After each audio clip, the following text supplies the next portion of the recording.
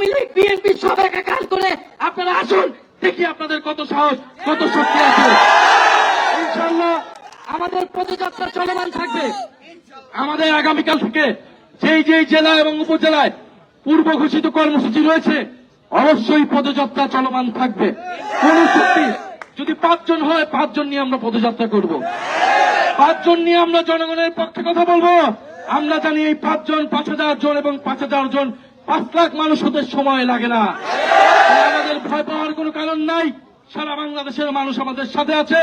ইনশাআল্লাহ আপনারা শান্তিপূর্ণভাবে অবস্থান করুন এবং আমাদের একটা 5 থেকে 10 সদস্যের একটা প্রতিনিধি দল থানায় যাবে।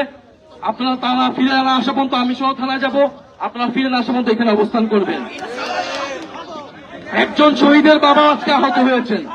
ইনকিলাব ইনকিলাব, থামাত্তানা জনতা, ইয়া প্রশ্ন সংগ্রাম, দিয়েছি তো রক্ত, ইয়ারও দেব রক্ত, সাবারে বোমা কেন, তারেক রহমান জবাব দাও, বোমা দিয়ে হামলা কেন, বোমা মানে আন্দোলন, হামলা করে এই আন্দোলন, অ্যাকশন টু অ্যাকশন, সন্ত্রাসীদের বিরুদ্ধে, বোমাবাজের বিরুদ্ধে, জানাবাজের বিরুদ্ধে, ফ্যাসিস্টদের বিরুদ্ধে, ইনকিলাব ইনকিলাব।